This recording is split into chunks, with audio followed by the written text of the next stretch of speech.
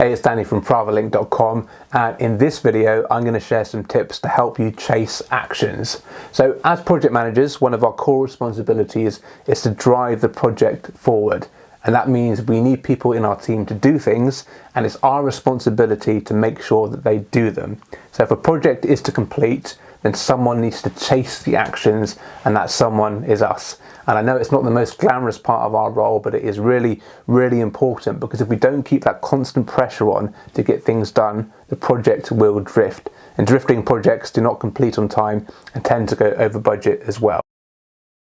So sometimes project managers get a bad rep for not actually doing anything on the project, and there is actually some truth to this from a certain perspective, in that we don't actually produce any of the core deliverables that you'd usually associate to a classical project, right? We don't come up with the design, we don't gather the requirements, we don't do the coding or the development, we don't do the testing, we don't write the end of test report, we don't do any of that stuff. Well, a lot of what we do is more under the surface or in the background, and it's not so visible to the project team. So I can understand that perspective and that frustration, that some of the team members might have. If you have an engineer working all night trying to get the code done to meet a deadline, and they look at us, the project manager, there with a cup of tea, and we're going, "Oh, well done, you did it." I can understand why they might say, "Well, what the hell is that project manager actually doing? What value are they adding to the project?" I understand that perspective. We are absolutely adding value, but as I say, a lot of what we do is more under the surface or in the background. But believe me, us experienced project managers, we are doing things, and some of them are more subtle, to ensure the ship is being steered or the track is being laid to ensure the project is going to be successful. And one of the things that we do that is not so visible to the team is chasing up actions. Now, we could spend all morning chasing up actions, but we don't get a certificate at the end of the morning to say we've done it. The benefit we get from doing that is more indirect, in that deliverable will now be done. We haven't done it, but by us chasing it, we've made sure that it is going to be done on time, and that will ensure the success of the project. So we should accept chasing actions as a key part of our role as project managers, and we should take it seriously as well. And we shouldn't feel guilty because we don't think it takes a high IQ to do it. It doesn't take a high IQ to chase actions, that's for sure, but it does take us to be tenacious and to be relentless and to sometimes be the bad guy. And it is hard, and it's not fun, and it can be exasperating sometimes, but it's a key part of our role. And I would just say that if you have a project and you don't have a project manager chasing up the actions, then that project will not complete on time. So now I've got that rant out of the way, let's move on to what an action actually is. So what is an action? Well, an action is the thing that someone actually needs to do, and they're often assigned during a team meeting. So an example could be to answer a question about a system, or to complete a document, or to do a requirements document, or whatever. Now, here's the thing. If you have an action that all of your team members need to do, for example, it could be to fill out a holiday tracker, then you can guarantee that a proportion of your team will not do the action by the deadline. I'd even go so far as to call it a mathematical certainty. I like to illustrate this on the bell curve distribution. So some people will complete the action early, most people will complete the action on time with your help, but some people will just complete the action late. They won't hit the deadline, and that's just the way it is. So why don't people, us included, get actions done on time? Well, it's simple really. It's because people are just busy, and they have other BAU to deal with and other projects to deal with, and the action that they need to do for us is most likely on a long list of other actions, and filling out our holiday tracker is unlikely to make it to the top of that list. But that's okay, because if everyone did their actions on time, then there probably wouldn't be much need for us as project managers. So what can we do as project managers to help people get their actions done and make sure the action they need to do for us stands out on that list? Well, I'll give you 10 tips. So number one might be the most important one, and that is to specify a deadline when you're setting the action. Now, it might sound obvious, but we're all guilty of not doing it sometimes, so don't be lazy, just set the deadline. Now, if you're giving the action to one person during a meeting, you can just ask them directly, when do you think you can have this action done by? And if they give you a reasonable date, that's great. You can just track to that. It's always good to try and get the commitment from someone during the meeting, especially in front of lots of other people or witnesses. That way they're much more likely to do it and have it done by the next meeting. Now, if you've got a date in mind that you know the action needs to be done by, again, just be direct and ask them, do you think you can have this action done by Friday? Just come out with it.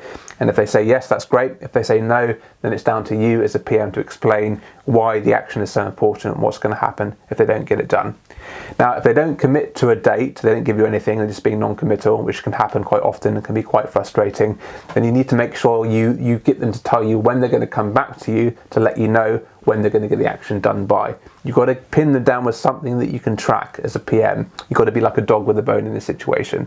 One more thing about deadlines and due dates is if the action is really urgent and important, then you have to make sure that you set the due date a few days before or a week before the actual, we call it the drop dead date, the actual date when it has to be done by. Because no matter what you do, there's always going to be some stragglers, so it's best to give yourself a little bit of contingency time. So number 2 is get acknowledgement. So it's really important that the action owner actually acknowledges that they're going to take on the action and take ownership for it and get it done.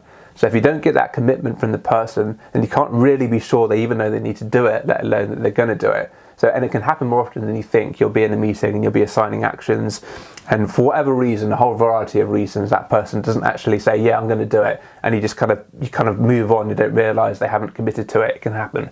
So make sure they commit to it. Also, if you're giving an action to a person who isn't even in the meeting, just make sure you follow up with them afterward to get the agreement. Never assume they're just going to read the meetings and they'll see the action. I can't blame a person for not doing the action if they haven't actually agreed to do it in the first place. So that is number 2, get acknowledgement. So number 3 is to write the action down somewhere. Now, if you're really slick, you'll have an actions log on some kind of SharePoint site that you've trained your team to update on a regular basis. But that's probably fairly unlikely, right? If you're like me, most of us just use email, good old-fashioned email, to track actions. The point is, if you don't write the action down anywhere, then you've got nothing to refer to when you're chasing up the action, and you've got no evidence that the action was actually assigned in the first place. Now, the worst case scenario is that you as a PM forget what the action was, and that's happened to me a few times. It's quite embarrassing. You have to go to the person and say, I vaguely remember giving you an action, but I can't actually remember what it was. Can you remind me? That's not very professional, so we want to avoid that. So writing down actions is actually a key project control that will reduce the risk of your project going wrong. So make sure you write down your actions somewhere. Number 4 is to ask to be notified of any delays. Ask if an action can't be completed on time or completed at all. Just ask verbally in the meeting and write it in the email confirmation as well. Just put it in the email. If you foresee any issues in completing the action, please let me know in advance, something like that. Now, one thing I like to do at the start of any project is to sit down individually with my project team members and just go through key expectations of each other. And one of the key ones I always go over is I ask to be notified if any milestones or deliverables or actions can't be completed on time. It's really important. And delays are much easier to deal with if you know they're coming. So number 5 is to write action required in the email header. And that especially applies if you haven't actually discussed the action verbally in a meeting and it's just going out cold in an email. And writing action required in the header will often ensure that people will read the email and the action doesn't get missed. So number 6 is to be clear who the action is for, and this especially applies to email actions. So if you're requesting an action by email, make sure the people that need to do the email are in the to field and not the CC field, because some people actually set their email to auto-delete CC emails, and you don't want that to happen. Also, within the body of the email, make sure you have the action and who the action is for next to it as well. So make it very clear who the action is for, so there's no confusion about that. So number 7 is to send gentle reminders. Now, it's really up to you how many reminders that you send, but you don't want to overdo it and bombard people because that can just be annoying. But that being said, it all depends on what the action is and how urgent it is and how important it is and who's doing it and all that good stuff. So you have to use your own judgment. Personally, for a typical action, I would send 2 reminders. So one at the midpoint leading up to the action due date and one the day before the actual action itself. So for example, if I was setting the action today on a Monday, the Friday of next week, I would send the first reminder on Monday next week and the second reminder of Thursday next week, the day before the actual deadline. And obviously if they don't actually do the action on the Friday at all, then you have to send them another reminder. So we're all human, we all forget things, and you'll actually find that sending reminders is quite welcome by most people.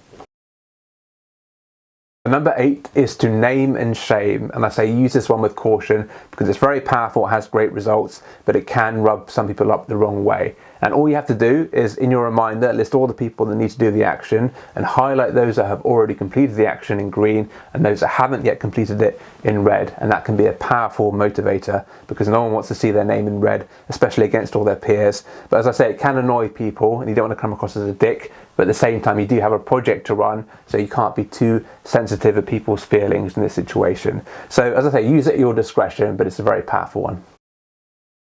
So number 9 is to pick up the phone or go to their desk. Now, there'll be some people that just won't get the action done, doesn't matter how many email reminders you send them.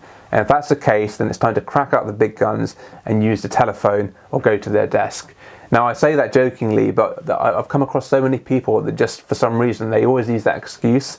It's like, well, I've sent them email reminders, but they just haven't got back to me. Well, it's like, well, pick up the phone then, give them a call, go to their desk. Now, that's the next obvious step. Just using the email is not the behaviour of a project manager or a driver. A real project manager needs to hound that person until they get the action done. They need to ping them on IM or leave them voicemails, go to their desk. If you're not in the same office and they're not returning your phone calls, then go to their office and camp out at their desk. That's what I've done in the past. You have to be like a dog with a bone and make sure they get the action done. It's your responsibility as a project manager to make sure all the actions are done and all the deliverables are done. It's not the team members' responsibility, it's your responsibility as a project manager. So number 10, last one, and that is to review the actions in your team meeting on a regular basis. So if you get into the habit or routine of reviewing the actions in your team meetings on a regular basis, you'll definitely increase the likelihood of those actions being completed. Now personally, I like to have a weekly PWG or project working group with my team, and the first agenda item is always to review the actions from the previous session. And after you've done this a few times, your team will soon learn that you'll be asking them for an update in front of everyone, and it can be a bit embarrassing if they haven't done the actions. So if you get into the routine of checking the actions in all your team meetings on a regular basis, your team members will certainly get into the habit of trying to complete the action ahead of the meeting. So that is it for today's video, 10 tips to help you chase up actions. If you got value from the video, you enjoyed it, please hit the like button, comment, share it with your friends. I'd really appreciate that. And of course, if you want to see more videos like this one, hit that subscribe button. And until the next time, please take care.